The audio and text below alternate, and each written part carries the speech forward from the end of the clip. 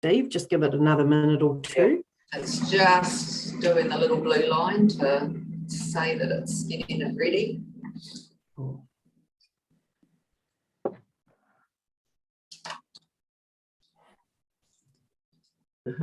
Steve, just give it another minute or two. Little pin. It's going.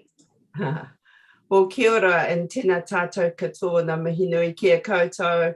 Welcome to our council colleagues and community board and Te Tātou reps and all of our support staff.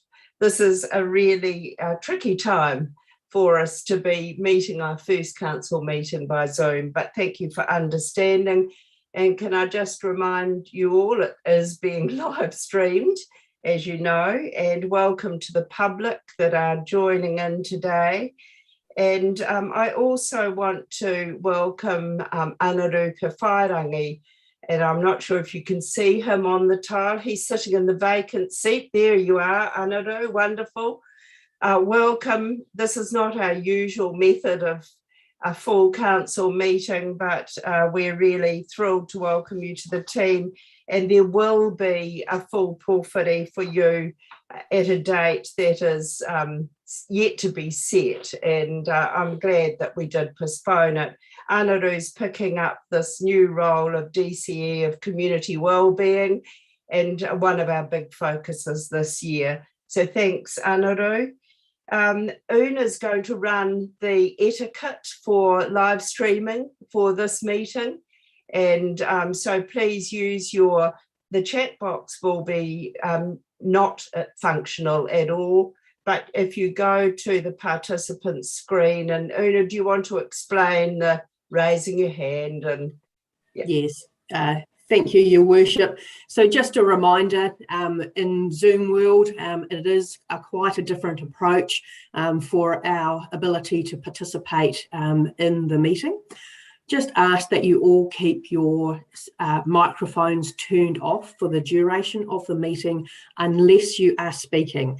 When you have your microphone on, it picks up all of your background noise for wherever you may be.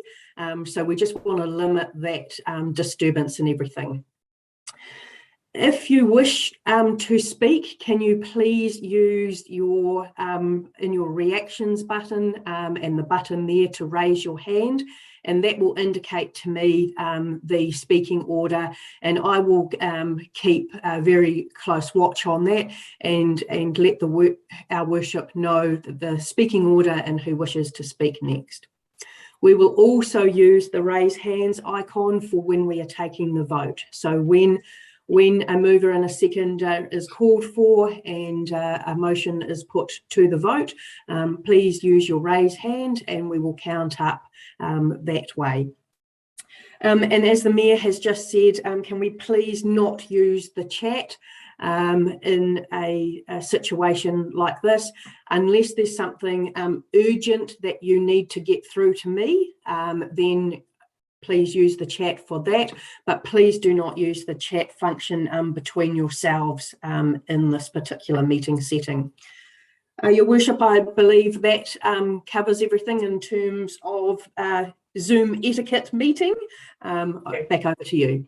Thank you. And before I actually formally open the meeting and open with a karakia, I just want to set a little bit of a scene for this year ahead for us all. Other than the welcomes, I think we're all very aware that COVID is well and truly here around us and amongst us, so do look after yourselves. It's going to test both us, the organisation, and our community daily, and it will change around us very, very rapidly. Look after yourselves, that's all I say, and follow the instructions very closely. And we've got to be much more flexible about being able to adapt and manoeuvre these really uncertain times ahead and not lose sight of our priorities. And that's the direction that we as councillors together and elected members and Te Tātou have set, and that's our direction. So we cemented our long-term plan on 5 strategies, just a reminder: housing, safety, infrastructure, economic development, and climate change. There's still our 5 key strategies. And so to set and to successfully deliver to our people of Rotorua and our long-term plan, we together have to remain very bold and very committed. And we've got to push above our weight in these really difficult times and to forge new and enduring partnerships. And that is an ongoing challenge. We need to display collective responsibility and support together the decisions that we make as council. I don't expect us ever to agree on every matter at all, but what I do expect to see is genuine discussion being the focus of making good decisions, and that we just keep asking ourselves as elected members, is this the right thing to do for our people of Rotorua? Because that's why we're here. Our leadership's going to be very tested this year. There's the Three Waters reform, the RMA reform, the local government reform, and the electorate, that includes the Electoral Act, and to throw in for good measure, emergency response reform. And these are big conversations. And sometimes we've got to poke our way into those and find our best place. We're going to be actively involved in these, and we are now at the appropriate times. But we mustn't forget our priorities that we set for the next 7 months, and they're housing and housing choices. And there are 2 fundamental ways that we together can do this.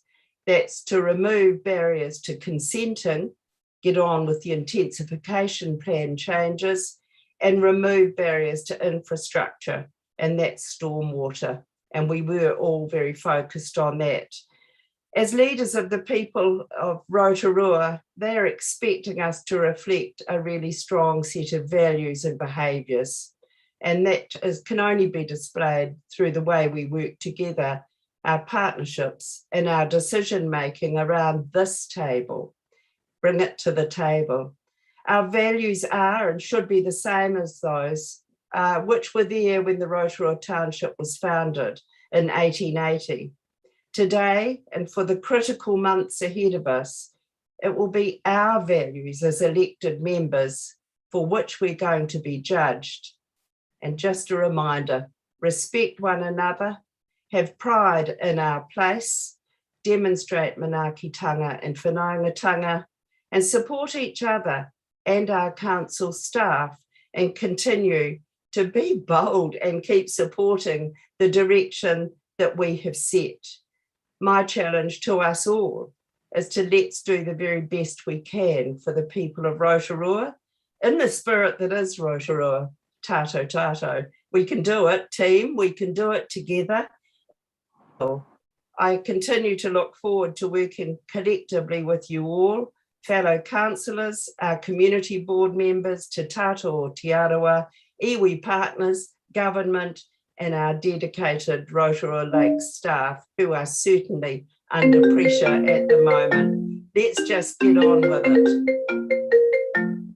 Sorry, that's my phone and it is on silent. So we'll get underway and big challenges ahead for us all. And I look forward to it. I look forward to leading you on the challenges. And I now ask Councillor Tapsell, could you open with a karakia, please? E kia ora koutou. Tū taua mai I runga, tū taua mai I raro, tū taua mai I roto, tū taua mai I waho. Kia tau ai te mauri tū, te mauri ora ki te katoa, haumie, huie, taiki. Thank you, Councillor Tapsell. So the year begins. Yeah, Your Worship, the Mayor, Councillor Rakawa Tate has her hand up. Oh. Yes, thank you. Thank you, Your Worship. Look, thank you, Steve, for those words that you've just said. I think it is important that we clearly understand the environment that we're working in right now and also going through the year. You can see that many of our citizens throughout Aotearoa are struggling with this environment, the changes that have been imposed. We know that there is light at the end of the tunnel. However, I think for so many people, they just want to get out of the tunnel right now. And so it's a difficult time, and thank you for encouraging us to work constructively, cohesively as a council, because that's exactly the leadership now that our community wants. So thank you for that encouragement at the start of our meeting, Steve. Kia ora. Thank you.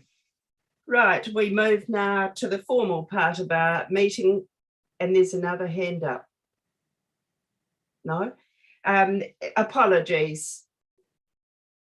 And I don't think we've got any apologies. We're a full forum, so it's nothing like a Christmas break for us all. Councillor Maxwell has raised his hand. Councillor Maxwell. Yes, tuatahi. Me heo kia koe te manu kura. Good to see you looking so well, and also mihi and no mai haere mai to Anaru Pewhairangi. No. Hey, there is an apology, Your Worship, and I think a Pānui came through, and that's Councillor Yates, wasn't she? Councillor Yates is in attendance. She is on Zoom already. Thank you. Yeah. Thank you. But thank you for that, Trevor, because we thought it might be for lateness, but Councillor Yates has obviously found a way home to get into the Zoom early, which is a subject for a little bit later in the meeting. But thank you for remembering that. Are there any declarations of interest? No, there appear to be none. Are there any urgent items not on the agenda? We have a hand raised by Councillor McPherson. Councillor McPherson? Thank you. Can you hear me clearly? We can, thank you. Oh, splendid. Good. I seek an urgent update on the Council's involvement in the Housing Task Force since April last year, the nature of the engagement, the origins and numbers of homeless that have been processed monthly since, because there is widespread disquiet in the public about the impact of the program on law and order, how it's displacing the tourism industry with a new homeless industry and altering the nature of Rotorua without an electoral mandate. I've been asking for such an update informally, but have made no progress at all, and now I need to formalise it as an urgent item for Council. Thank you. So I'll respond to that, Councillor McPherson. Because of your current position, we had a full workshop on housing with active participation at the beginning of this year. And that is not an urgent item, it's an item that will be on the operational report of operations and monitoring. So I cannot accept that item as an urgent item today. Sorry, we have two other hands raised, Councillor Kumar and Councillor Rukawate. Councillor Kumar. You'll need your microphone on, Councillor Kumar. Oh, can you hear me now? We can. Oh, good morning, Madam Chair. Good morning to everyone. Good to see you well and recovered on your way to recovery. My question, I don't know whether it's urgent or not. Seeing the situation that we are in, just about to peak, we haven't peaked yet with Omicron. Does the council have a backup plan of like most businesses that you go to, including the banks and all, they've got a team A and a team B? Do we, other than working from home, have an option at council where there's a team A and a team B in case Omicron is on full impact on the community? Ernie, you may wish to answer that. It is an emerging item that is going to ramp up in the next month. I'm very comfortable that council has a full operational plan, Councillor Kumar, but you might prefer to hear it. You don't need the detail, but the assurance from the executive. Una, do you want to respond to that? Just to give a level of comfort that council does have business continuity plans, and as things progress, it is more likely, especially for council meetings, that we will continue to run council meetings, most likely in this forum, especially if we have a lot of people isolating and the likes. There are a number of different initiatives that are in place to ensure that business is continued and our essential services are delivered to our community. Thank you. And we had Councillor Rotorua. Thank you. No, I put my put my hand down. Thank you. Thank you. Well, we move now to the confirmation of minutes, and this was from last year, the council minutes on the 16th of December. Do I have a mover and a seconder that the minutes of the council record? Thank you. A mover and seconder, Una, that the council minutes on the 16th of December be confirmed as a true and correct record. Got Councillor Donaldson. I need a seconder. Would someone like to raise their hand? Oh, I see Trevor using a real hand. Councillor Maxwell. And are there any points of correctness of the minutes? I put the motion to the vote. All those in favour? Oh, yes, sorry, Your Worship, there are a couple of hands that have been raised. I've got Councillor Wang and Councillor Bentley. Thank you. Councillor Wang.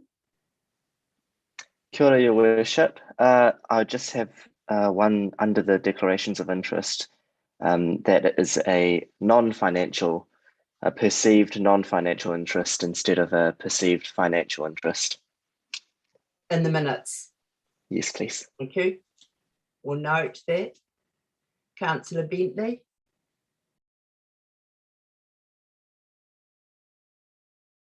We can't hear you, You'll Councillor. have to take your, unmute yourself, Mr. Bentley.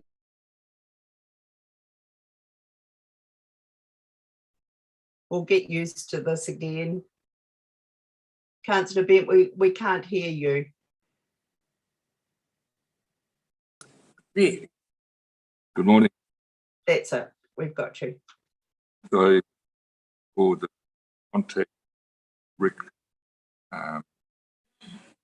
prior to ask through June Zoom, because there's no being made about. Just me not hearing well. Councillor Bentley, we can't hear you well at all. It's completely broken, your voice feedback. We're only hearing about every fourth word. Most of it, do anything. Sorry, could you, Una, in this instance, could Councillor Bentley just key to you his concern? Yes, that's fine. Councillor Bentley, if you just send me a chat and then I can pick up what you've been talking about. That's going to be unfortunate, Una. We're going to miss a few coming through. Any other correction of the minutes? Una, you're now muted. I see Councillor McPherson's hand up.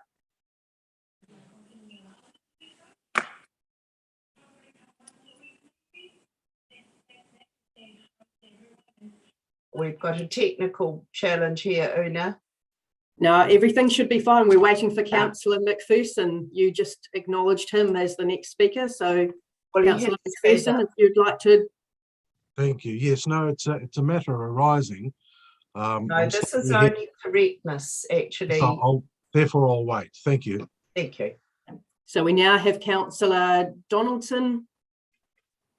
It's just a process matter through you, Your Worship, for Councillor Bentley. If he hits stop video, if his Wi-Fi link is not strong, if he hits stop video, we'll be able to hear a better chance of able to hear what he has to say.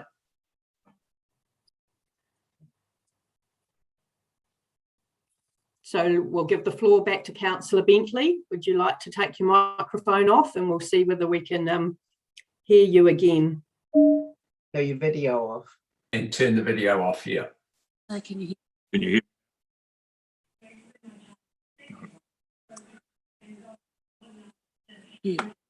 I've also been informed that Councillor Bentley is logged in twice, so that will be why that we're also getting some disturbance. So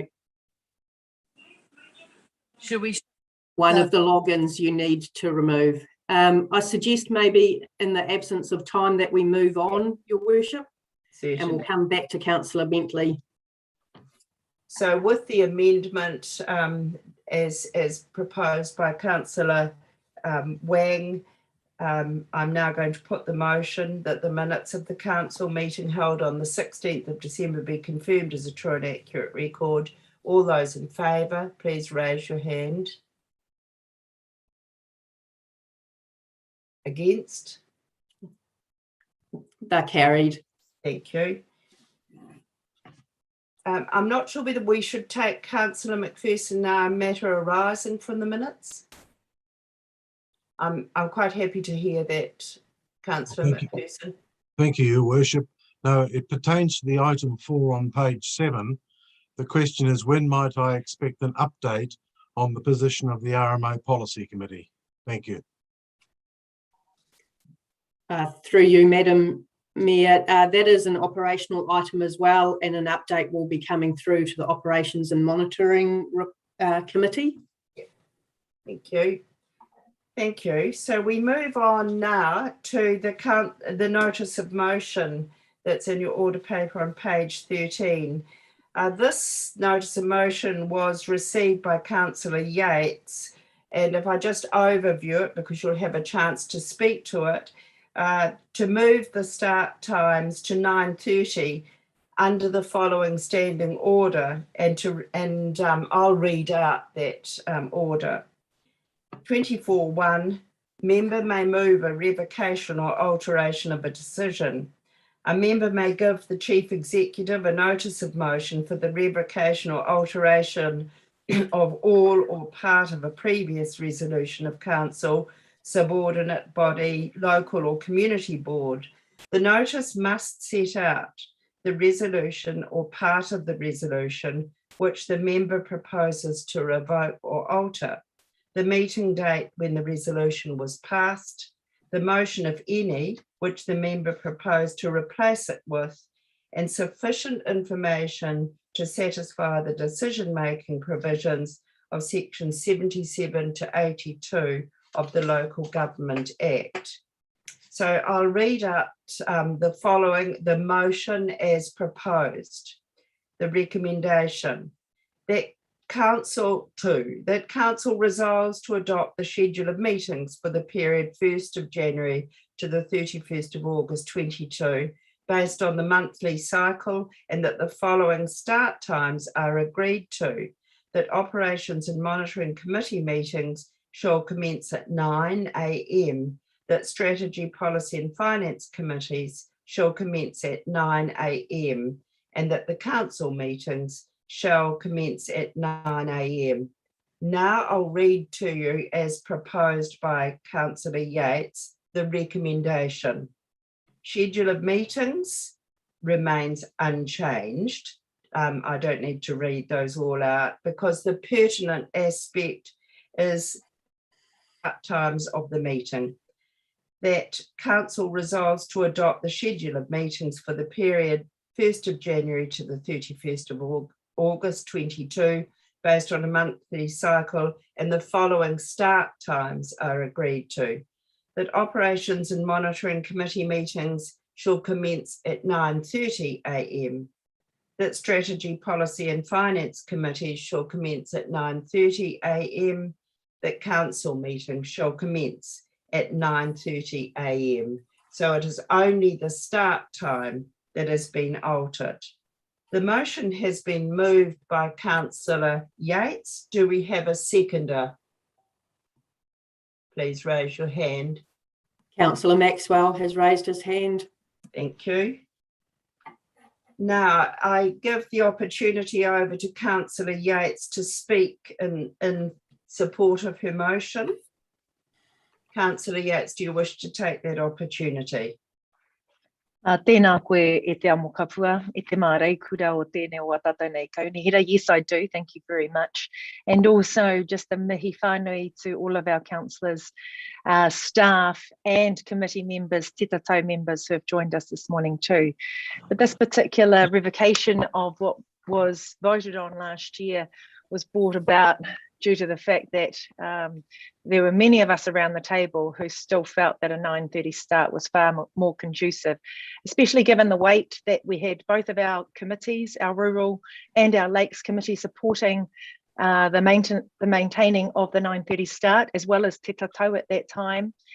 This unfortunately was voted out by one vote. So I brought it back to the table because it is very, very hard for me to get to these council meetings on time at 9 o'clock. I've already experienced now three occasions where I've been late. I've now pretty much had a great response to this notice of motion, once again from the Lakes rural committees as well as Te Chateau to support this moving forward. And I would actually just like to acknowledge our Councillor Merepeka Raukawa Tate, because I do appreciate her putting this on the table for an early start. Ngari kia roha mai e te whaia, nei anō hoki te tono, kia māma haere mā tātou katoa. And I know that since we've started in our two other meetings, two committee meetings that we've had so far this year, I've not been the only one late. So I just want to kind of leave that one on the table, but kia kahara tātou I tēnei o ngā rangi. I do hope that we return to a 9:30 start. It just allows us more time to be settled for when we start on the dot at 9:30. Kia ora rā tātou. Thank you. Do we have other speakers who wish to speak to the motion? So we've got hands up from Councillor Tapsell, followed by Councillor Maxwell, followed by Councillor Wang. Right, we'll take Councillor Tapsell first.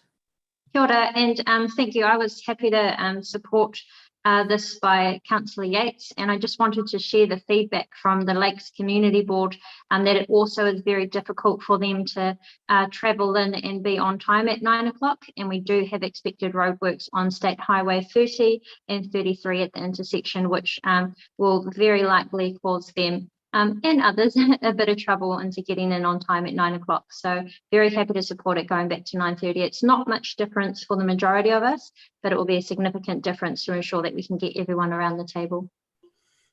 Thank you, Councillor Yates. Councillor Maxwell. Thank you, Morena. Can you hear me? Mm-hmm. Kapa. Thank you. Yeah, at the council meeting, I did support it remaining at 9:30 at the time. For me personally, I like to try and work in with all our elected councillors, even sometimes if it's only one person that can't get there for a genuine reason. And in Mercy's case, she's on Tiara FM on the radio and signs off after 9. Also, at the time, if I recall, I did mention, some of us fly back from Wellington to try and get to the meeting on time, because a lot of the, some of the business at the beginning or in the whole meeting is important. So we like to be there. For me, I like to be there on time. I like to be there. And having over many years had various times of meeting times. In the past, we used to just meet at night so it could suit the farmers. But this one here, I think, is a little better, 9:30. I don't see it as a biggie or a huge one, but we don't want any of our members to be disadvantaged in any way. Kia ora. Okay. So we have Councillor Wang, followed by Councillor Raukawa Tate. Thank you, Your Worship. I'd just like to tautoko to support Councillor Yates' notice of motion, and following on also convey the comments from the Rural Community Board too, that there are many responsibilities that they have and need to attend to too. And unfortunately, they could not work with the 9 a.m. starts, and the extra half an hour allows them to just get ready for the meetings. So likewise with the Lakes community, there are roadworks scheduled, but there are also many rural matters for them to attend to too. So I fully support this notice of motion. I'll allow Councillor Raukawa Tate. Technically, when you have 3 speakers in support, I then turn to ask, is there anyone wishing to speak against the motion? Councillor Rokawate will allow your contribution. Then I'll call if anyone wants to speak. Anyone else wishes to speak against the motion. Thank you, Your Worship. I don't know how you knew I was going to actually speak in support. I don't know of this. what you're going to say. Thank you. Yes.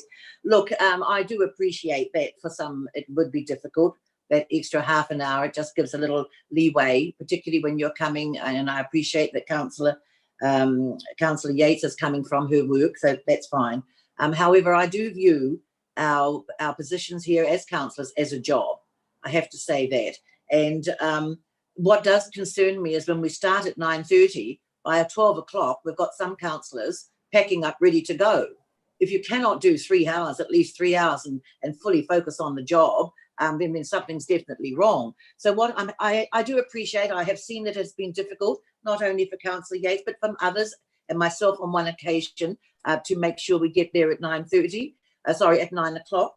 So I will support it because I want every councillor to make, to have the opportunity to arrive on time and to be fully present and not to come stressed. But I do hope, Your Worship, that we'll see councillors being prepared to actually stay until the work of the day is actually concluded. So that's all I'll say about this. But I thank Councillor Yates for bringing it back to the table, as is her right, and I will support this recommendation this time. Thank you. Thank you. Does anyone else wish to speak against the motion? Now we have 4 in support. We have Councillor Kumar has raised his hand. Councillor Kumar. Good morning, Madam Chair. I didn't support this motion then, and I probably still. I live a very busy lifestyle as well with my business, and sometimes have to return to my business as well. Unfortunately, that's just the way the cookie crumbles, my business was there before as well. I still will see what the majority will decide, but I would like the status quo as the moment to remain at 9 o'clock, because I have adjusted my staffing levels and my life to revolve around that 9 o'clock start now. Thank you. Thank you. Are there any other speakers? I will just say that I'm now in support of the motion and will vote accordingly.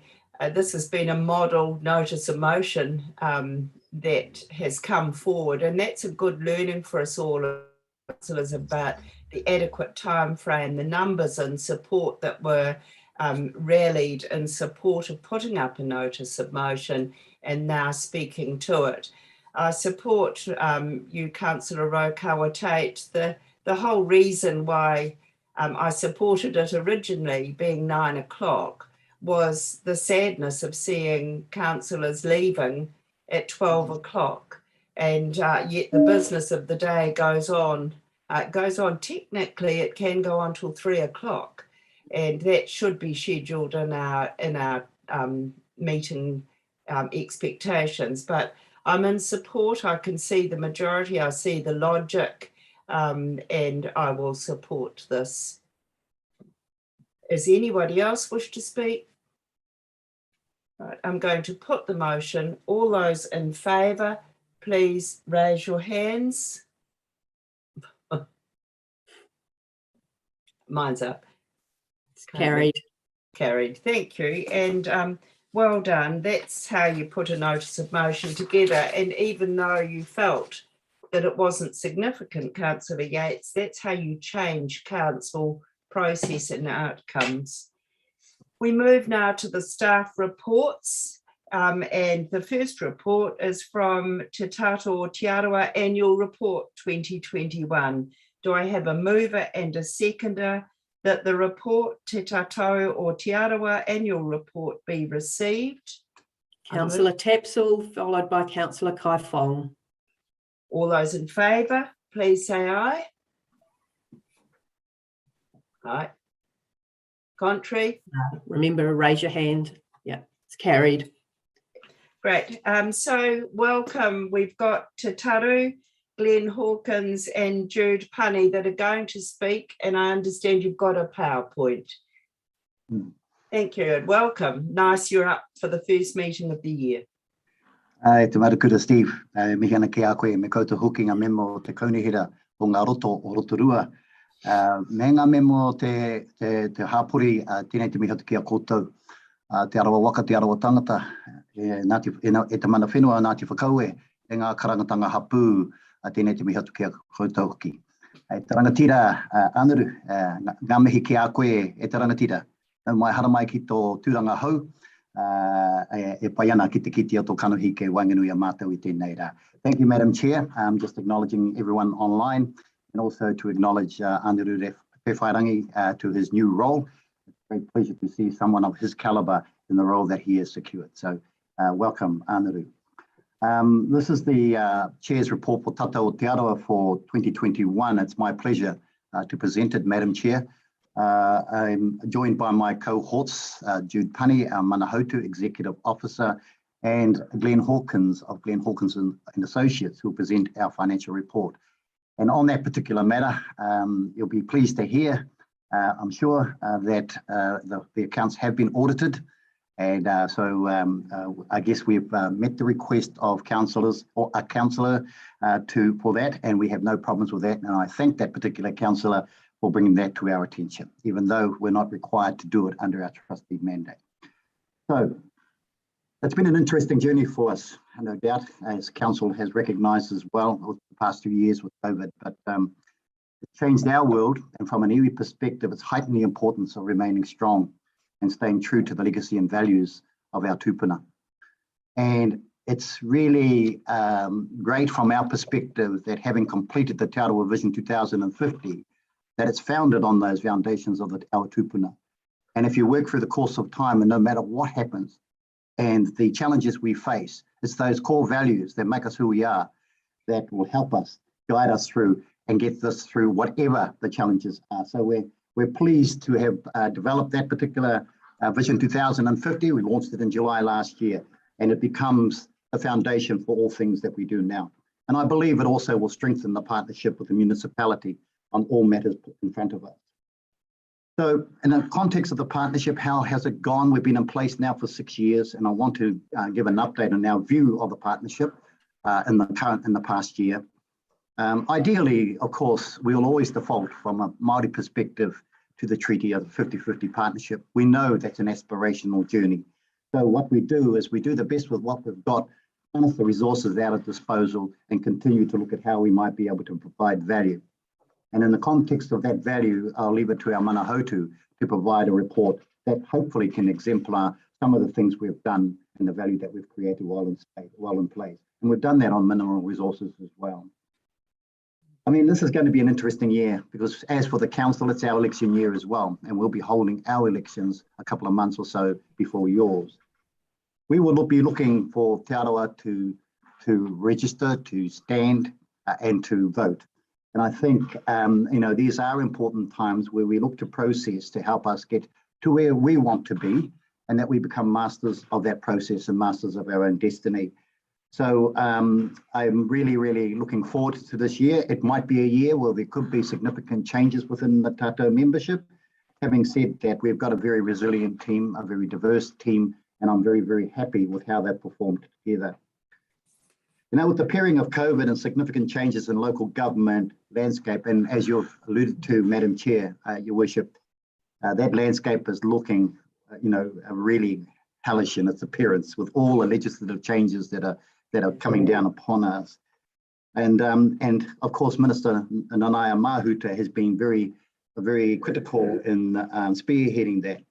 Whatever our political persuasion may be, Chateau's view is that she has showed outstanding courage and determination while receiving considerable backlash. And one thing that is very clear from all of this is the government's desire to walk alongside iwi Māori. You'll see it in all the engagement, all the documents that are coming through.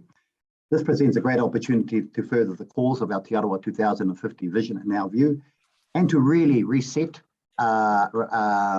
re-energise the partnership we have with Council on that particular front. So from Chateau's point of view, one of the things that came out of Minister's determination was establishment of Māori wards. And in this respect, Chateau Tiara did go out to our people who mandated us in this particular role. And we were very conscious of the fact that all we do when we come to matters of real importance, we must take them out to our community of interest, in this case, Te Arawa. We did that, and they overwhelmingly came back in support of Māori wards. I know this cause creates some discussion, but it is what it is, and we put that on the table. And thank you, Council, for supporting the establishment of Māori wards. So on that note, as I say, ngā mihi kia koutou. In terms of our strategy with COVID and the significant local government reviews, Chateau is rejigging a strategic plan, and the Manahautu will report on that and later in the reports. Just on on our key committee involvements, I just want to acknowledge our members who have been on those committees, in particular Eugene and Berryman Camp, Danielle, Otawa, Rawiri, Aroha, and Jeff Rolliston have acquitted themselves well and have added admirably to the work of previous years. One of the things that has kept this particular group going is the whanaungatanga within Chateau Tiara. While they are on the committees, our other members have been feeding in to the reports so that they can come to the board or to the council meetings well prepared. And I'm taking my hat off to them for their diligence and the support of our Manahautu Jude in the space as well. So thank you to all of our members. Like I've always said, you know, it's hard to know what you're going to get when you get through an election process, but they cover everything from the young people to the kōweke, to the hapu, and to the trusts and corporations, and to the pan-tribal organisations. And I know there are issues around Taurehira Rōpū, those from outside of the Te Arawa precinct. We hope we can address that in the coming elections as well, or post the coming elections. I want to acknowledge Jeff Rolliston, who represented Chateau on the Council on Audit and Risk Committee and the CEO Performance Review team, and also my Deputy Chair, Rawiri Wadu, who has actually been a very strong and loyal supporter. He is an up-and-coming potential successor, I would argue, to roles of chairs and other things, and I'm looking forward to him taking that space in the course of time. But I'm also collectively, our board, passionate about our people, culture and place. So I thank them all for their efforts in that space. Particularly want to end by saying to Jude Punny, our Executive Officer, and also Jenny Reaney, to thank them for their excellent support. They're only a team of two, and boy, have they provided a powerhouse of support for our group. You know, they operate on the smell of an oily rag, I would argue, but they've pulled in so many things and actually kept so many things transparent, not only to our group as Chateau, but also hopefully to the council as well in the context of the work we've had to do. You know, and finally to Glenn Hawkins of Glenn Hawkins and Associate. Thank you, Glenn, for doing our accounts again. It's nice to know that we have such an astute professional on board doing the accounts, doing our finances. I know that it's interesting that a couple of years before, we reported a surplus of about $79, I think. Last year or the year before was $479, and this year we have a surplus of $5,000. And I'm very pleased that, as I say, and may I refer to Councillor McPherson, that these are audited accounts, and I'm thanking you for prompting us in that particular direction. And so, Madam Chair, ko tēnei te pūrongo o te chairman of Chateau Te Arawa. Thank you for your indulgence, and I'm happy to take any questions, although the matters of operation can be answered by Jude Punny and also finance from Glenn Hawkins. Kia ora tātou. Thank you, Chateau, and it's wonderful to have such a comprehensive annual report, and I'm sure there will be some questions. So we'll open to the floor now, and if you can let me know, Una, who wishes to ask. So I'm just going to jump in and just wonder whether we should have the entire presentation from Te Tato before questions. Just might make it a bit easier, and then we can take the screen down. Oh. Kia ora, Una. Thank you, Madam Chair. Yeah, morena tatou. Madam Chair, it's good to see you up and well. And councillors, it's my pleasure as the Executive Officer of Manahautu just to give a brief overview of the operational priorities that have driven our work program this year. And the year started, this is 2021, and how time flies, and we started the period in COVID and we're still in it. So it's like an ongoing part of our lives. We started this year with the launch of the Tiara vision, and as Te Taru said, that reset the board's strategic plan. So with that came a work program that was given to me and Jenny, who works with me, to drive out for this year. So I've just got a list of a few things up there. I'm not going to talk to them all, but it's just some of the responses and some of the proactive work that the operational led out for Te Tato o Te Arawa. And of course, Madam Chair mentioned it, the local government landscape. It was a challenging year, and a challenging year for Te Tato to respond to this, to the ever-changing priorities that were driven out by central government for local government, and Te Arawa and Te Tato to where we fitted in that space as the council's partner. Rotorua continues to be a priority, and COVID really impacted in that space in terms of events and other activities that we could get involved with. The Hapu o Te Arawa capacity and capability work stream is also one that we continue to drive this year, and I know that Una's team have got out to elected members the Te Arawa annual reports for Te Tato. So I'm sure you've all had an opportunity to read that. The Te Arawa values-based model for housing is another area that Jenny and I particularly have worked hard on. The financials, Te Taru mentioned, Glenn will talk about later, but getting the accounts audited for me was not so much driven by the feedback from council, but driven from my perspective as a best practice way to manage the operations of Te Tato o Te Arawa, a charitable trust. And we are applying for significant funding coming up. So it's more about the robustness of our operations and our financial position that drove the board's decision in that respect. And of course, COVID, I mentioned, just continually changed priorities, changed our focus and the emphasis we put on what we were doing and what was top of the pile, I suppose. I'd just like to touch on a couple of those areas. The first one, of course, is local government.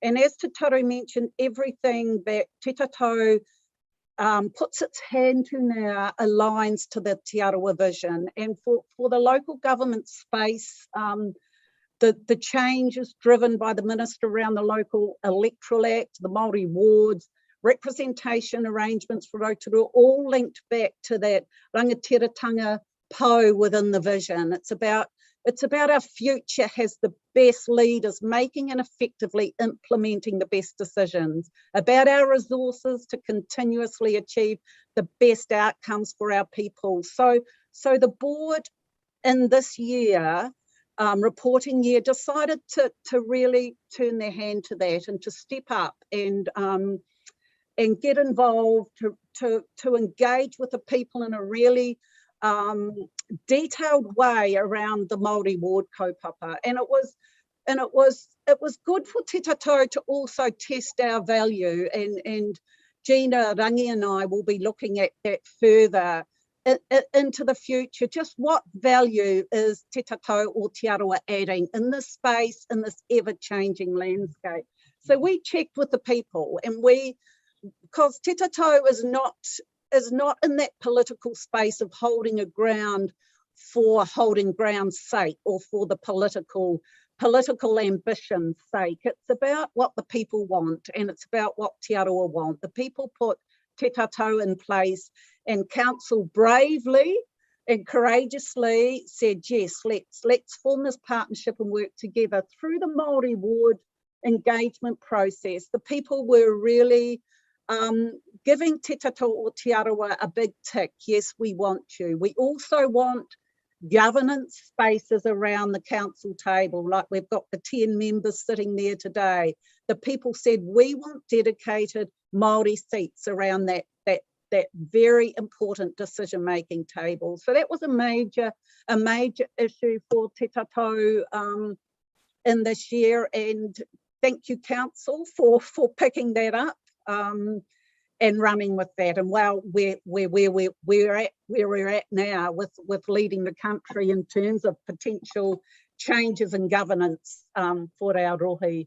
And the representation arrangements, of course, followed on from that. The Three Waters was in our radar and still is. We've received a briefing from the Working Party, the local government reform we've been part of, and of course the RMA space, and in particular the intensification enabling housing bill. So that's just a snapshot of where we've been involved in local government. The other area I'll just briefly mention is the Tiara model for housing, and this has been quite a focus for us, and it's been an evolving thing, and we've had to be really flexible and agile to respond to what has come before us. And of course, again, it links to the Te Arawa vision, that tangata pou around the people flourishing across all measures of well-being. And really, to help meet this priority and the board's strategic plan drive for Jenny and me, Te Tatou has collaborated with Auckland University of Canterbury as research partners, and developing this Te Arawa values-based model for housing, created with the well-being of people, culture and taio at its core. So that for us has been a major drive and continues to be a priority for us now and for the upcoming year, and funded by the National Science Challenge, the urban wellbeing aspect of that. So they're the two major areas I'd like to talk to. That's the Modi Ora Housing Development Wellbeing Compass, very busy, but Una's got it in the program, I believe, for Te Tatou to actually come and speak in detail with you about what does it mean, how will it inform the urban wellbeing. So I'll put it up there just because I've put it up there. And this is the Te Arawa model for housing, and it's 8 work streams that Te Tatou is either leading, planning to lead, or partnering with other people that are taking the space. And we're working closely with Te Arawa Lakes Trust in this area. So I won't say any more than that. And Te Tatou's got a strategy day on Friday where we're going to really get down looking at the year ahead. But like Te Taru, I'd like to acknowledge my team.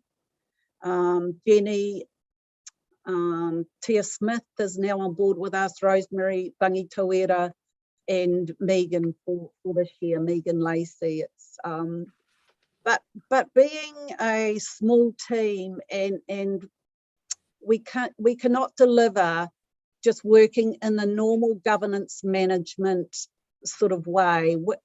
My team and myself need to work really closely with our board in a partnership approach to lead out the operations. Otherwise, we could not deliver what we could. The funders, I'd like to thank council and our ratepayers for contributing to the operations of Te Tatou, and of course all our contributors, including Glenn, and I've mentioned some in my presentation. So that's it.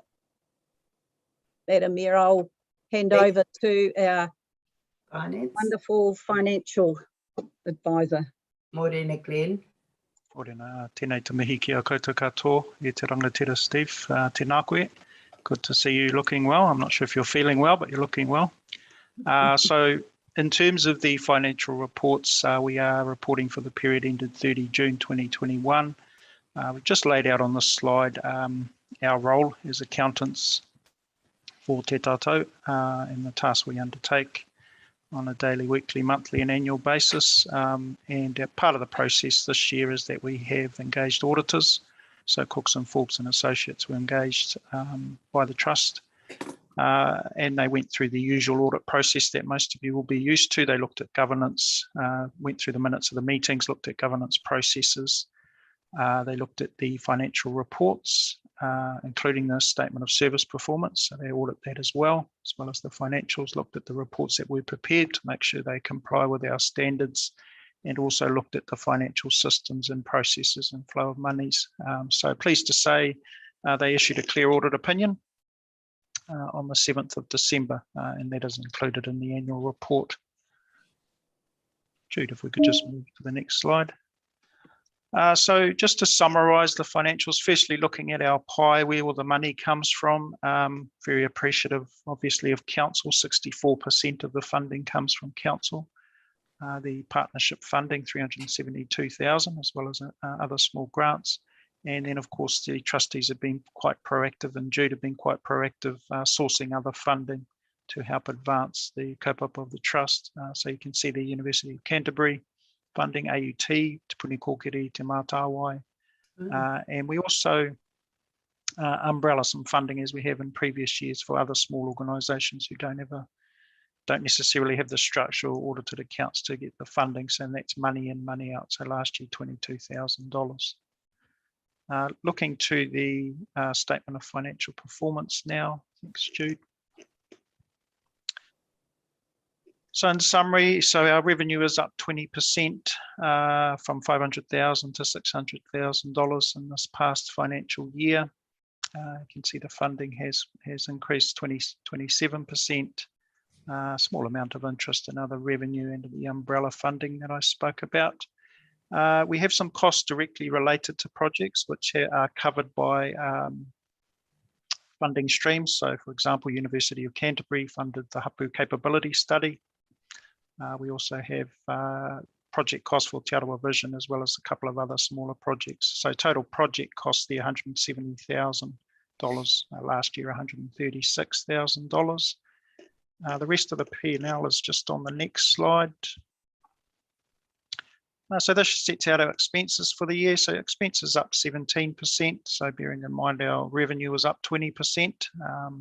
And you can see some of the costs have increased. Small increase in administration costs, small decline in our comms expenses, no election costs in this past financial year. Probably the major increases in employee costs. So the additional work that the trust have taken on has required additional resources. So you can see our employee costs have jumped from $83,000 to $183,000 since Jude's brought on additional team members. And also small increases in our trustee fees, and the umbrella expenses match what we've received for those organisations.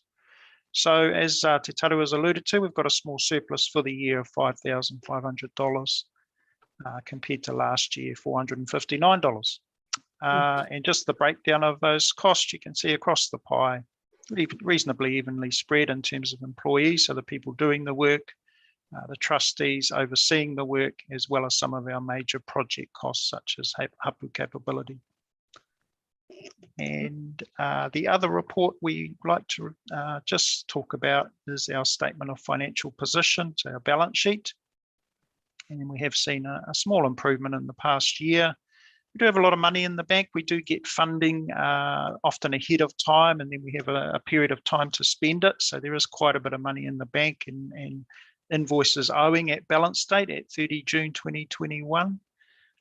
So $381,000 in the bank, $236,000 owed to us at the end of year. But if you look down the page at income in advance, a lot of that money has been deferred into the new financial year when it will be spent, and that's $479,000. So it's a healthy enough balance sheet. We've got creditors, annual leave owing and GST owing.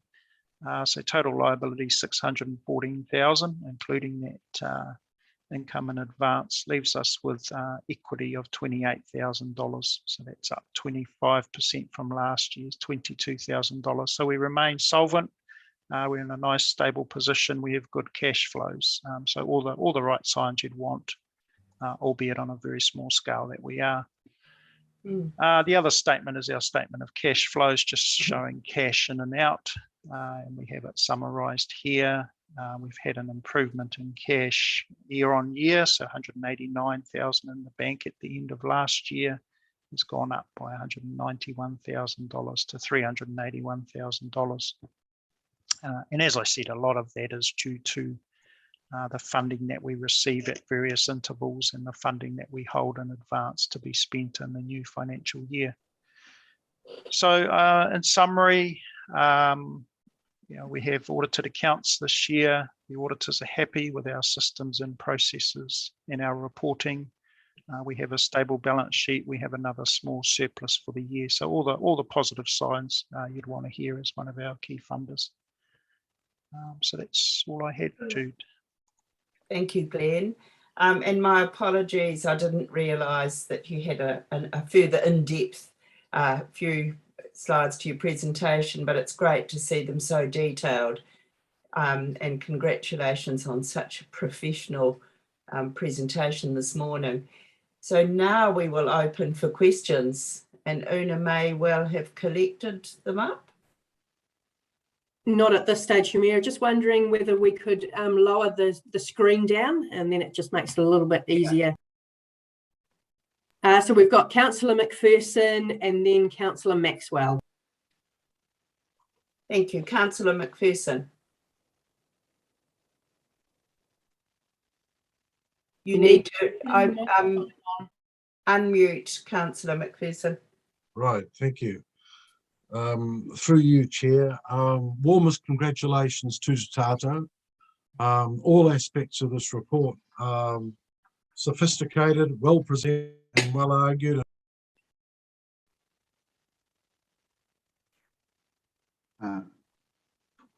Your mute button seems to be struggling there, Councillor McPherson. We can't hear you. We heard the beginning. Can you hear me now? We did. Yes. You can hear me now? Splendid. Yes, yeah, we can. Then I'm happy to repeat what I started with. First of all, congratulations. Huh? We did get that, but that was nice. Yes, very good.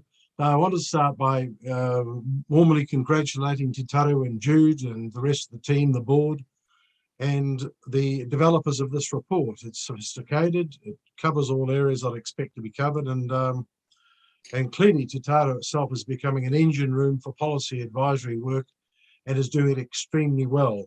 And I acknowledge the complexities of generating a general view and presenting it on behalf of Tiara, because there are differences whānau to whānau to hapu to hapu, and yet they're able to generate a collective view and present it in a very sophisticated way, which I really appreciate. The only awkwardness that I felt was on page 9, and it's part of Titaru's report, where he reports that there is in effect a conflict of interest or close to it between his role as chair and as an elected member of the Bay of Plenty Regional Council. And this is a difficulty that may have to be resolved by Te Tatu itself. I noticed that Te Tatu has carefully reassigned some roles to members of the board, highly accomplished people doing a great job, but it does suggest a need perhaps to resolve this conflict of interest perhaps in the near future with elections coming up. But I'll leave that with Te Tatu and the board to cope with. And I didn't want to take that awkwardness. I didn't want to take that away from the work that's been done by Te Tatu. Te Tatu, would you like to respond to that? Yeah, I mean, I don't see a significant conflict of interest as such, and neither does the regional council as well. On matters where there may be conflict, I will announce those. If there's perceived conflict, I will announce those as well. But otherwise, I will get on with the role of being the chair of Chateau with Tiara, elected by Tiara to do the job we have to do. I'm happy to have the discussion within Chateau with Tiara. But I'm very confident that our board will see no conflict, but where that might arise, then that is announced, that is articulated and put on the table and is transparent. So that is my response, but thanks for raising it, Councillor McPherson. And thank you for the words of support, much appreciated. Could I just add there that we, as chairs, Tiara, we have had this discussion and was managed very carefully with the advice of Una and others, and I see no conflict. It's been very well managed with the right people being seconded in to represent on the appropriate committees. But that's a discussion I leave open to Chateau. Councillor Rokawa-Tate.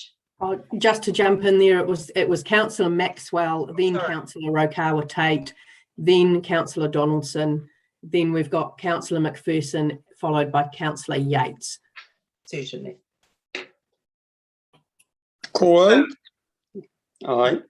Kia ora koutou. First of all, from me, congratulations for the presentations to Taru, Jude and Glenn. Thank you very much. And firstly to the chair, thank you for your presentation. And as a Te Arawa person, I see no conflict whatsoever. Kia ora. Carry on with the good mahi. I wanted first of all I know that my apology was lodged at the AGM that was held the end of last year. And that was my first apology for the 6 years that they've been going at their AGMs. And originally I didn't have a question because I would have raised many of my questions at the meeting, which belongs to Te Arawa in some ways. Have you a question, Councillor Maxwell? Well, I have created one and I'm going to get to it. Good. But the apology was because of the bad weather in Wellington, stuck down there for 2 days. But I also, having listened to the presentation, I support the kōrero that you've mentioned, presenters regarding your members, Jeff Rolliston, Rawiri, Aroha, all the members who have engaged with us at council, very professional and very well done. They do their homework and they contribute immensely. And thank you, Jude and Jenny. Getting to the question. Good. Yes, the what I wanted to ask is, and that's right till now, can I ask maybe Jude or Taru, how has the office changed from where you were up the road from Haupapa to where you are now? How has the change benefited the operations of Te Tatou, please? I'll leave that question to Jude to answer, Madam Chair, since she's the one that lives in that space. Kia ora, Jude. Yeah, kia ora, Councillor Maxwell, and through you, Madam Chair. It's a lovely space. It's a new space. It's a modern space, and yeah, it lends itself to very comfortable working for the team close to council. COVID has interrupted all spaces really, so sometimes I think we're not making the best use of our space, but hopefully with the passage of time and COVID's tail sort of doing whatever it does, it'll be more of a hub. But it's great. Thank you, Councillor. Thank you. And we move now to Councillor Rokawa-Tate. Thank you, Madam Chair. I'd just like to make a few comments on the report, if I may, before I pose a question to Te Taro. First of all, it is a very, very good report. I'm not surprised when I look at the board members. I just think this would be their expectation of any report that came to your board, Te Taro, that it would be of this high degree of information and professionalism presented. So thank you very much for that. I also would like to just comment on the contribution, I would have to say, of Te Tatou representatives at the council chamber, at the council meetings. They are active participants at our meetings, and they certainly are always bringing up significant issues that would relate to Tiara. So I just want to say that their contribution is very much, particularly I say on mine, but I know on all the other committees as well, highly regarded. The well-being and the work that you're doing in there, can I just say, Madam Chair, and you've said it before, and it's highlighted in this report, the advantages of relationships. Yeah. You know, I've just seen that coming through your report, Chateau, where, you know, you're working with the universities, with other organisations, and just getting having that pool of information coming so that it will inform your decision making and the policies and things that you're developing there. I suspect that over time, we should see a reduction in all the other social issue costs through the work that you're doing. So I just think that we shouldn't underestimate that, and the value of your work to council is really just so important.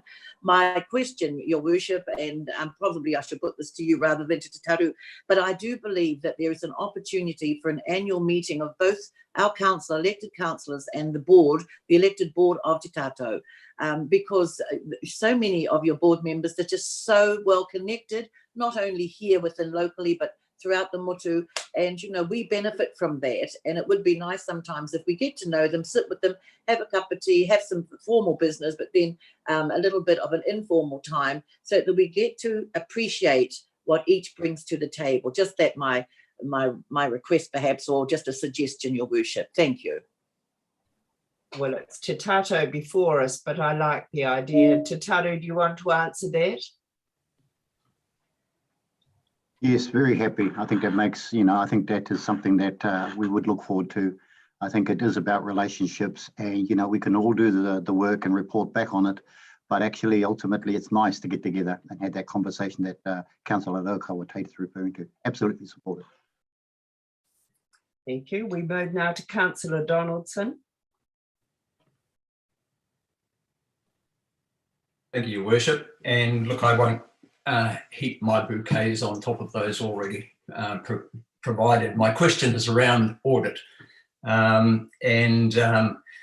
Your surplus is not a huge one, but it's a comfortable one. So this year I've attended a number of AGMs where committees have decided, where they're not required, as you aren't, not to have an audit because of the costs. So audit costs are soaring as we gather from around the motu. And personally, I was quite happy with the probity of your accounts at your last AGM, at your last report to council. But I'm not questioning your decision to engage an auditor on this occasion. I just don't, I guess that cost will fall into this year's accounts in your next annual report. But I am aware of the value you provide, the pressure your budget comes under, and the work that is done by your staff, as you say, Te Taru, on the smell of an oily rag. So my question is, have you any idea of the cost of the audit and what pressure will that place on your budgets? Thank you. Madam Chair, through you, may I ask Glenn Hawkins to answer that question? Yeah, kia ora, Dave. So the cost was, well, it'll range between $3,000 and $4,000 per annum at this stage. So we've sought out a reasonably priced auditor as opposed to going to a bigger firm. So yeah, it's an additional cost we haven't had in previous years, and probably one, you know, we'd prefer not to have, but I think the trustees have made the decision that on an ongoing basis that will be a cost that they do incur. But you are correct, audit costs continue to rise as the compliance requirements continue to increase. Madam Chair, may I respond to that as well and add to that? Yeah, I think it's a decision from our board that, no, we're happy to do this, carry on. We'll carry on with our audits. I think it's another plank in transparency for our group. And I think particularly finances can become rather sensitive for people. And that is where the questions will be raised largely.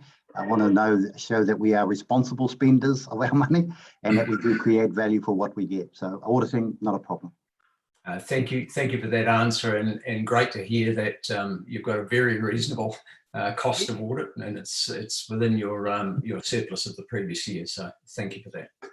Thank you. And now I'll just signal we've got Councillor McPherson, followed by Councillor Yates, and then followed by Councillor Kumar. Are there others, Una? Not at this stage, no. Councillor McPherson. Thank you. Yes, I didn't quite finish my comments before, but and one of my questions was the audit practices I trust will continue. We've just had the answer to that, and I too am very pleased that the costs on that have been minimal. My final question, well, it's not really, it is partly a question. That is, in the past, when Vision 2050 was first published, I recall going to a meeting with the whole board, or many of the people of the board, to discuss aspects of that vision, because it's going to become a dominant component of the policy articulation of council in times ahead. Very important document. And secondly, more recently, when I had a couple of concerns, I popped into the office and talked it over with Jude and Jenny. I just want to acknowledge how much I enjoyed both of those sets of interactions and the willingness of people in Te Tātou to think through and reconsider some issues. I really appreciate that. Thank you very much. Was that a question, Councillor McPherson? Or well, no. It's a yes nice and no. comment. And can I pick that up as well and add that Te Taru, Jude, Jeff and Gina and I meet on a regular basis. But I think what I'm hearing is very much support for a te mea with the board and elected members meeting when we're out of this COVID environment. Over now to Councillor Yates and then Councillor Kumar. Ai, tēnā no tātou. Me karawhiuanga mihi ki runga i a koutou te taru, koutou koto hunga. Ngā pai tuara kai muri a koe e whakatau ana anō hoki e nei tumu āhuatanga kai mua i a tātou. But if I could just lay a comment down first and then conclude with a question, please, Madam Mayor. But my first comment is I've just enjoyed actually the path that we have paved together over this past year, especially around looking at Māori wards, Māori representation, because during that particular time we may not have been on the same page. I think at the end of the day, we got there with creating a Māori ward, creating the conversations out there in our wider public as well within our iwi and hapu. So my question around that is, whilst I acknowledge that Jude made mention of supporting the local bill, Te Taru, I know that we haven't had a Te Tātou member at our council table actually formally show their support. Are you able to disclose whether or not that is something that Te Tātou is supportive of? That's with the local bill with the 334. Yeah, if I may, we've made it very clear that we're supportive of going for the policy change in that respect. So I think that's my simple and straight answer. Yeah, kia ora rā. Thank you. Councillor Kumar. Thank you, Madam Chair. Good morning, Jude. Good morning, Te Taru. Thank you very much for your report. I'll keep it very simple. I see with your Vision 2050 and then the reset. My question is particularly with what's happening currently in the in Rotorua as around New Zealand as well. And I'm just wondering what is the board's decision on working at pace with regards to housing, because although this is a Vision 2050, the other thing is does the board have a vision to have more Maoris go into business in the growth of Rotorua as well as what other opportunities at pace if we are to look in the next 3 to 5 years? What is the board going to contribute into getting more Maoris into housing? Madam Chair, if I may respond. Yes. Yeah, our Vision 2050 encapsulates it all, I think, as you've recognised, Councillor Kumar. Yes, it's 30 years in its extent in terms of its future, but we recognise the need to start now. Some of these things don't happen overnight, but we recognise the importance of getting people into houses. So we're certainly supportive of whatever it takes to get it to that space. We know that wrapped around that, the wellbeing compass that Jude has prepared and presented that we're working on talks about strengthening all of those elements that contribute to the well-being of our people. That's where we want to get to, the well-being of our people. So that's employment, improving employment. So we're working on certain PO there that you might, as you read through the report, there's some detail about some of the things we're looking to do in the employment space, for example. There's something to do in terms of the financial space, in terms of accessing finance. You'll see there are little projects in there that we're working on. The simple fact of the matter is too that working in with council to understand and where council is at and to support where iwi are at and trying to build that space is important.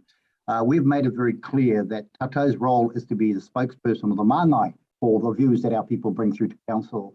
But we will recognise as well the strengths of iwi hapu to do what they need to do in order to get improvement in that space. So it's a collective effort between council, between community, between Tiara, iwi, hapu, and of course Chateau will play its role in that space. So it's a comprehensive connection that will maintain and deliver to what you're talking about, Councillor Kumar. So it's important that we continue to talk to each other and that it doesn't rest on, you're not suggesting it, but it doesn't rest on Chateau's shoulders. It rests on all of us, as the Mayor said in her opening address, to work as a team for the benefit of our community, our people, our place. So that would be my response to that. Thank you.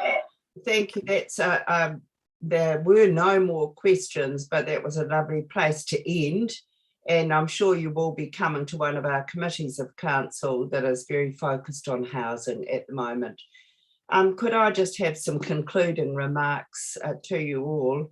And to Taru and I often say this, partnerships are not easy, they're challenging, like any relationship and any marriage. And we certainly have our challenges, but we have the right avenues now to face those challenges together and find a strategy to overcome them. It's been wonderful having you come to us this morning. It's a great way to start the year because central to every one of those reform changes that I mentioned at the beginning of my scene setting, iwi sits centrally to the way we're going to go forward in the future. And I congratulate you for your work and your positioning with us, and very heartened to hear where we can go. I'm personally a bit disappointed that we haven't kept the foot on the pedal with Rotorua.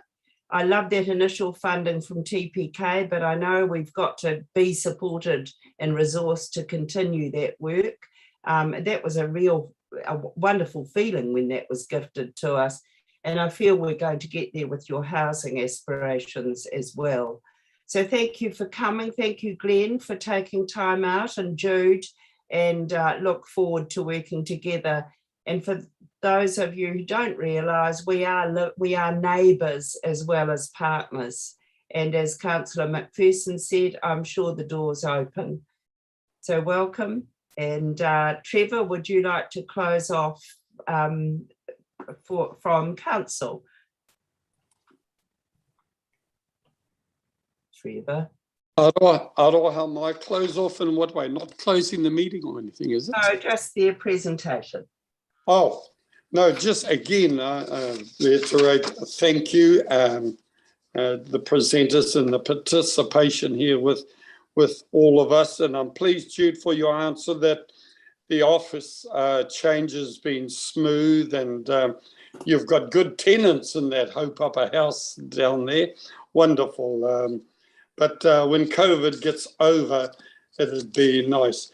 The other one is that, yeah, I'm glad you mentioned some things too, Taru, regarding our Honourable Nanaya. Gosh, she's been busy at the moment, and wish her well in her travels over there in Europe. But thank you again for the presentation to all the whānau that's there. Thank you, Madam Mayor, for the opportunity to offer thanks from our council. Mā te atua koutou I manaki, kia ora no tātou katoa. Thank you, Madam Chair. We'll take our leave. Thank you. Ka kite. Right, we move now to the recommendations from other committees. I need a mover and a seconder that the report recommendation from other committees be received. A mover. Councillor Donaldson and Councillor Kai-Fong. All those in favour, please say aye or raise your hand. Oh, Hand, please. Thank you. It's carried. So we move now that the following recommendations of the Strategy, Policy and Finance Committee held on the 10th of February be adopted. Are there any points or clarification required? Hands up. Yes, I've got a question from Councillor Kumar, followed by a question from Councillor McPherson. Councillor Kumar, your question. Oh, Madam Chair, my apologies. I didn't lower my hand. It was for That's all right. earlier.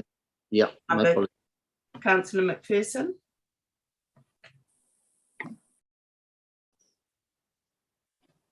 We need your microphone on, please, Councillor McPherson. Thank you. Thanks for that. The recommendation from SPNF is to adopt the HBCA reports and to include the housing bottom lines into the district plan. Now, in my absence, I'd like to know what was the central rationale for SPNF committee to support this recommendation. I ask because there is widespread public disquiet and legal action underway by Restore Rotorua against council's practice of giving consents without notifying and providing affected parties with authentic consultations. And I can report that public disquiet has 3 sources that really should be considered by councillors before they make this decision. The first is that the council's already spent some $570,000 on ratepayers' money defending its interpretation of the need for notification and consultation.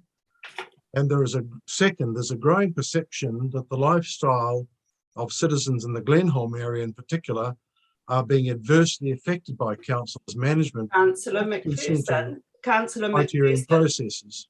Could I just, you are way off the scope of the recommendation that we are discussing today and passing and endorsing, which is about the housing and business capacity assessment. That is the only narrow aspect that we're looking at today. And you are straying into something far bigger than that. I think it's probably better that JP clarifies for you the scope, because you were not at the committee meeting where this was discussed. With respect, I have sought informally for briefings and have been not denied those briefings. I've raised at the beginning of this meeting the importance of having an up-to-date detailed report of the housing program, because all of these relate to this attempt, in my view, of having the reports adopted and having the bottom lines included in the district plan. It's all part of a process which have got... Councillor McPherson, could I just say in the gentlest of ways that you had the choice to participate in the committees of council where we made these collective decisions. You chose not to. So I think you can't keep asking questions at this stage, which were raised in the committees of council. So I would ask JP if you want to answer some of those questions in terms of the scope of the housing and business capacity assessment, and also the housing bottom lines, which is the recommendation that I will be putting. And this was what we are going to have to stick with this morning. Thank you, Your Worship. Can you hear me okay? Yes, we can. Your Worship, this report is actually a very much a technical one here.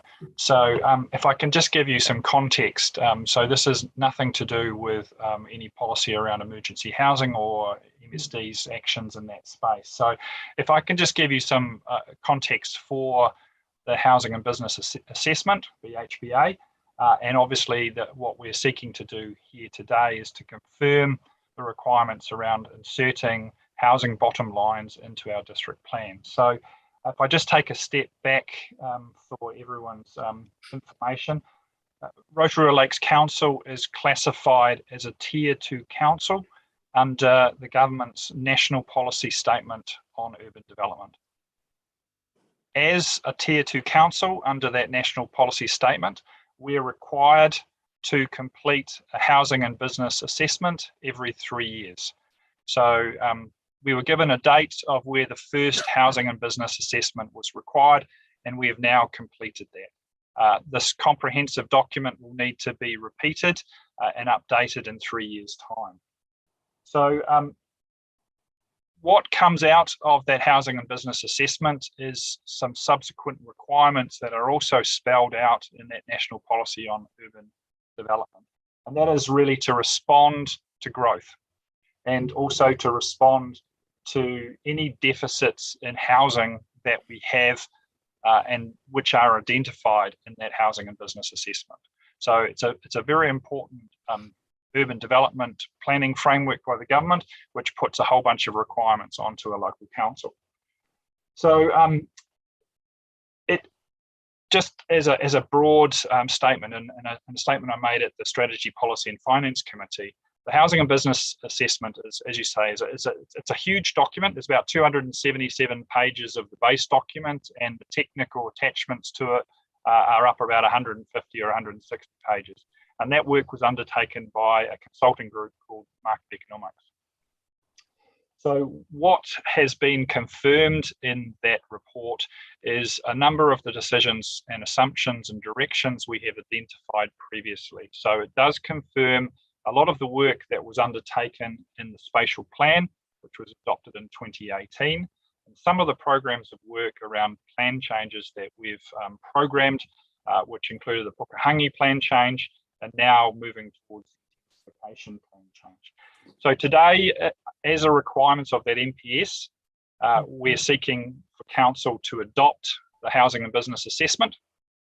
The next steps from that is that we also need to take further requirements under that policy.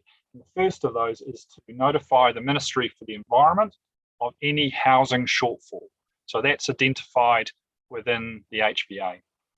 In addition to that, we're also required to incorporate the housing bottom lines in the district plan. So that's the third part of the resolution. So the Strategy, Policy and Finance Committee received a technical plan change document, which starts that process around the notification to bring those housing bottom lines into the district plan. Now, where there is a shortfall in housing, and obviously we've been identifying that there is a shortfall in housing, which has been growing more and more pronounced over the last few years. Where that's identified in the housing and business assessment, there is now a requirement on council to consider plan changes to increase the capacity and for enabling development. So, and what that means is the intensification plan change that we're now developing. And again, the NPS requires us to notify that plan change to add to that capacity and enablement for works to address housing by August of this year. So that's what we're moving towards. So that's the next step for us. This is the first part, accept and receive the comprehensive piece of work that goes into an HBA, identify those housing shortfalls and those housing bottom lines, and to confirm those as a technical plan change that is required under that NPS. Thank you. Are there any further questions for clarification only? We have a question from Councillor Rotorua Tate. Thank you. Councillor Rotorua Tate. Thank you, Madam Chair. No, it's not a question, Madam Chair. It's just that what we've heard from JP is what we actually had clearly explained, and the good debate around it at our FPNF meeting. So no, and I really wish we didn't have to go through that again. Thank you. Thank you. There appear to be no more questions, so I'm going to go to the recommendation 1, housing and business capacity assessment, housing shortfalls and housing bottom lines. Do I have a mover and a seconder for the motion? 1, that council adopt the housing and business capacity assessment main report in attachment 1 and the housing and business capacity assessment technical report in attachment 2, And 2, that council approve the inclusion of the housing bottom lines in attachment 3 in the district plan. Do I have a mover? It's been moved by Councillor Donaldson and seconded by Councillor Yates. Thank you. And now I open it for a round of discussion. Councillor Donaldson. Thank you, Your Worship. I'll be quite brief. JP's clearly outlined the scope. The committee had a very great presentation and a good discussion on this matter. And I don't think it's for the committee to explain to those who weren't there why they arrived at what I recall was a unanimous decision to adopt these housing bottom lines. We have a housing crisis, and I think the public will get their chance to make comment when the plan change is notified. And so I don't think there's any, I've got no qualms whatsoever in supporting this. Thank you. Thank you. Anybody else wish to speak? Councillor McPherson, followed by Councillor Kumar. Councillor McPherson. Thank you. I just wish to conclude the comments that I was starting to make. I can see that the linkage between these decisions and the introduction of a plan change is going to lead to a further exacerbation of the conditions that are increasingly being resented by many of our citizens. So I would urge people to look at the long-term implications of where this is taking us and not to vote the support. And finally, Your Worship, I did not choose to not be at SPNF. You know full well I was actually removed from that committee. Thank you. Councillor Kumar. Morning, Madam Chair. Madam Chair, just a question around this. Even though I was at the meeting and all, is it the council's responsibility to be providing housing in this space, or is it developers? Do we become facilitators, or do we, because we are moving at pace, and I think because some of the things that were discussed in confidential, and so it raises me not to ask the question in public, but some of the things that we discussed and it was unanimously passed, are we going to go on public consultation with this so that it becomes deemed that it is acceptable by the community at the pace that we're moving? So that was a question that should have been put to JP prior to us now moving to discussion, but I can assure you it will have to go out to consultation, as JP said. I'm going to speak in support of this. As I outlined this year at the opening, in my opening sort of positioning, we have a crisis. And it's a real challenge for us as a community.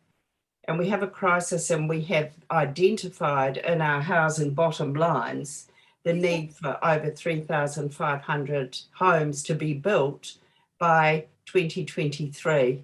That is an enormous pressure that we're putting on enabling mechanisms to open up for that to be able to occur with pace.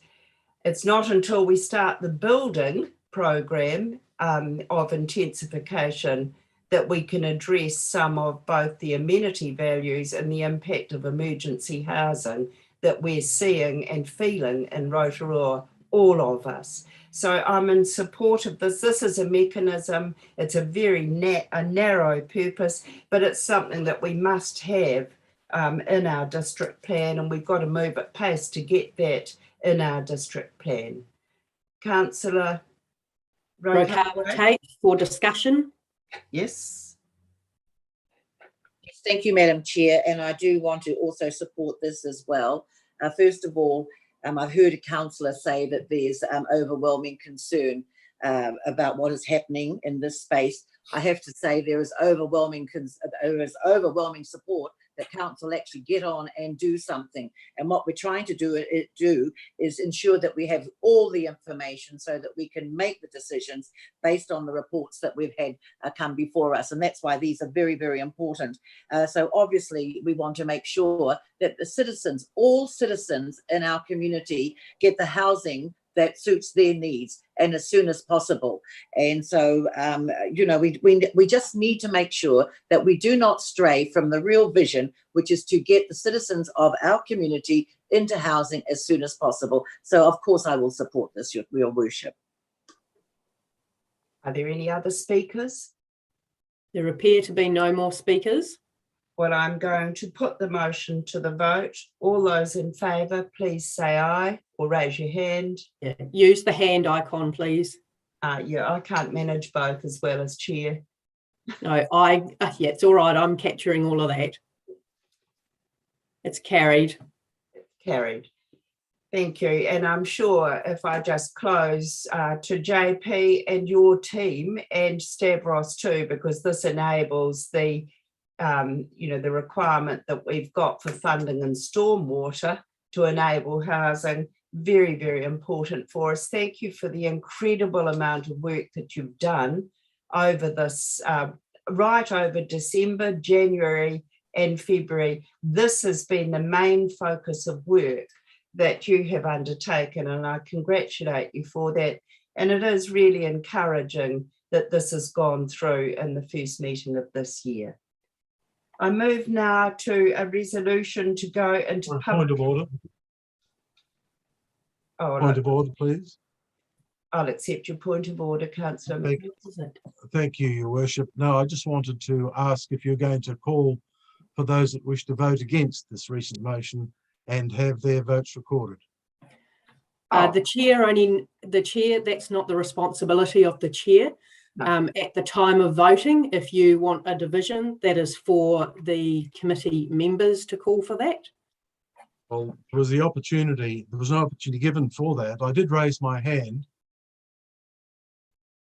You raised your hand, Councillor McPherson, wishing to speak to the motion, and you were given that opportunity.